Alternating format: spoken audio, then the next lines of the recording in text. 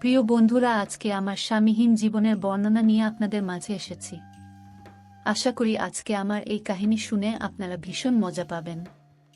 সাথে আমার ঠিকানাও মিলতে পারে যদি আপনি ভিডিওটি মনোযোগ দিয়ে দেখেন। আমি সিজা, দেখতে ফর্সা ও স্লিম টাইপের।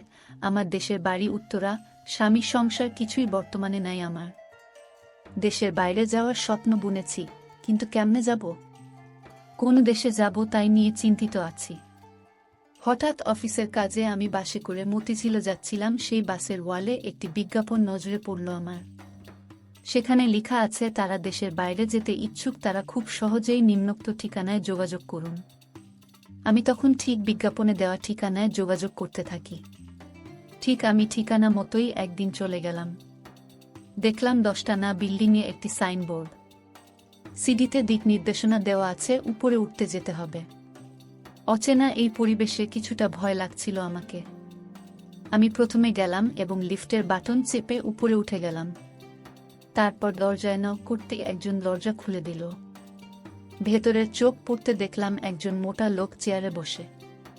বিশাল দেহী ওই লোকের চেহারা আমার কেমন জানি ভয় লাগছিল। তবে আমি নিরুপায় হয়ে প্রথমে সালাম দিয়ে বসে রুমে প্রবেশ করলাম।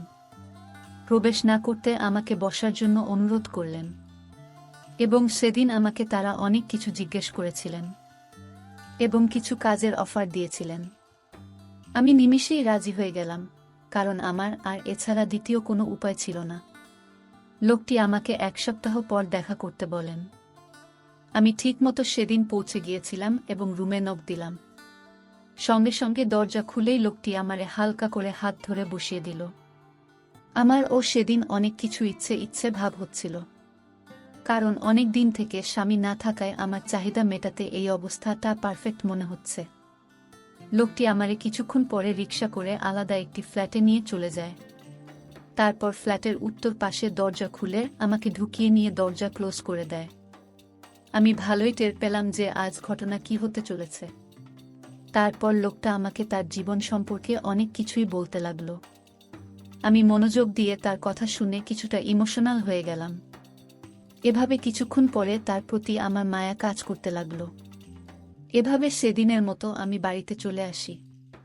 আমি আসার পর লোকটি ফোন দিয়ে রূপের সৌন্দর্য করে। আমিও খুব ভালোই মজা নিলাম।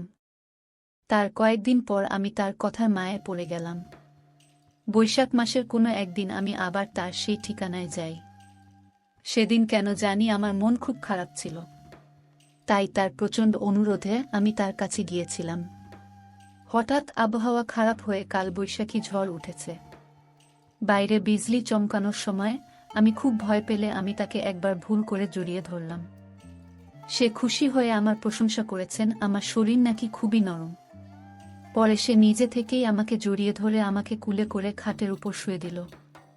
আমিও খুব ভালোই মজা পেলাম। বলতে বলতে বৃষ্টি আর ঝড় শুরু হলো। কেমন জানি একটা রোমান্টিক মুহূর্ত উপভোগ করতে লাগলাম।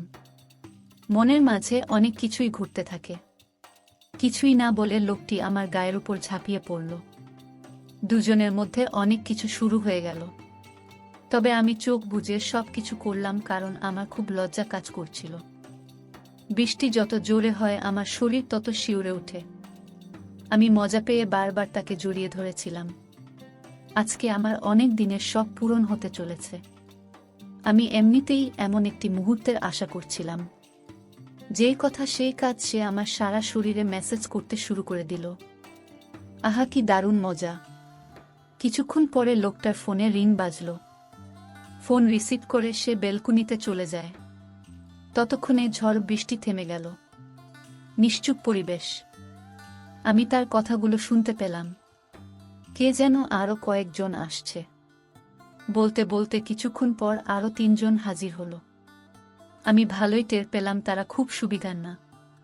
তাদের হাতে নিশাজাত কিছু দ্রব্য দেখতে পেয়ে তখন আমার খুব ভয় লাগছিল। তারা ইশারায় আমাকে লক্ষ্য করে অনেক কিছু বলতে লাগলো। আমি ভালোই টের পেলাম যে আজ আমি শেষ। তারা ইচ্ছামতো মদ পান করতে লাগলো এবং হাসাহাসি শুরু করে দিল। আমি এবার ভীষণভাবে ভয় পেলে তারা আমাকে কাছে ডাকে এবং একজন ভয় করতে নিষেধ করে। শেষ পর্যায়ে তারা আমাকে জোর করে মদ পান করালো। তবে এর আগে একদিন আমি বান্ধবীর সাথে মদ পান করেছিলাম। আগের অভিজ্ঞতা থেকে আমি মদ পান করলাম। কিছুক্ষণ পর সবাই মিলে উল্লাস করা শুরু করল এবং আমাকে সবাই মিলে কোলে তুলে নিয়ে খাটে শুয়ে দিয়ে দেহের সব খবর খুলে ফেলল। আমি 4টা পুরুষের সামনে এখন পুরোটাই বিব্রত অবস্থায়। শরীরে কোনো কাপড় নেই আমার। তারা একে একে তাদের কাপড়গুলো খুলতে খুলতে আমার দিকে তাকিয়ে মুচকি মুচকি হাসছিল। আমার ভীষণ ভয় লাগছিল এবং ভয়ে কিছুক্ষণ পর আমি অজ্ঞান হয়ে যাই। প্রায় 1 ঘন্টা পর আমার জ্ঞান ফিরে আসে। তখন আমি টের পাইছি আমার সাথে সবকিছুই ঘটে গেছে। তাদের একেকজনেরটা একেক রকম। কিছুক্ষণ পরে একজন আমার শরীরে বাঘের মতো ঝাঁপিয়ে পড়ে এবং সে যা করে আমি তাতে অনেক মজা পাই। এভাবে সারা রাত আমার উপরে তাণ্ডব চালিয়েছে। সকালে আমাকে একটি 10 টাকার ব্যাংক চেক ধরিয়ে দেয় এবং প্রতি রাতের জন্য আমাকে 5,000 টাকা অফার করে। কিছুদিন পর আমি এক বান্ধবীকে নিয়ে আসি এবং দুজন মিলে প্রায় 1 বছর আমরা এই কাজ করি। তবে এখন আমরা এগুলো থেকে অবসর নিয়েছি।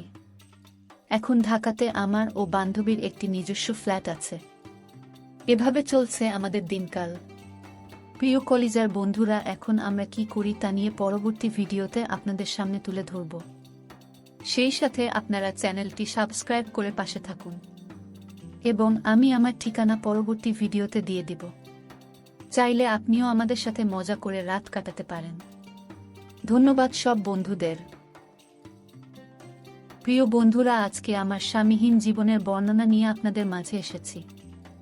আশা করি আজকে আমার এই কাহিনী শুনে আপনারা ভীষণ মজা পাবেন। সাথে আমার ঠিকানাও মিলতে পারে যদি আপনি ভিডিওটি মনোযোগ দিয়ে দেখেন। আমি সিজা, দেখতে ফর্সা ও স্লিম টাইপের। আমার দেশের বাড়ি উত্তরা। স্বামী সংসার কিছুই বর্তমানে নাই আমার। দেশের বাইরে যাওয়ার স্বপ্ন বুনেছি, কিন্তু কেমনে যাব? কোন দেশে যাব তাই নিয়ে চিন্তিত আছি। হঠাৎ অফিসের কাজে আমি বাসে করে মতিঝিল যাচ্ছিলাম। সেই বাসের ওয়ালে একটি বিজ্ঞাপন নজরে পড়ল আমার। সেখানে লেখা আছে, তারা দেশের বাইরে যেতে ইচ্ছুক তারা খুব সহজেই নিম্নোক্ত ঠিকানায় যোগাযোগ করুন। আমি তখন ঠিক বিজ্ঞাপনে দেওয়া ঠিকানায় যোগাযোগ করতে থাকি। ঠিক আমি ঠিকানা মতোই একদিন চলে গেলাম। দেখলাম 10টানা বিল্ডিংয়ে একটি সাইনবোর্ড। সিডিতে দিক নির্দেশনা দেওয়া আছে, উপরে উঠতে যেতে হবে। অচেনা এই পরিবেশে কিছুটা ভয় লাগছিল আমাকে। আমি প্রথমে গেলাম এবং লিফটের বাটন চেপে উপরে উঠে গেলাম। তারপর দরজায় নক করতে একজন দরজা খুলে দিল। ভেতরের চোখ পড়তে দেখলাম এক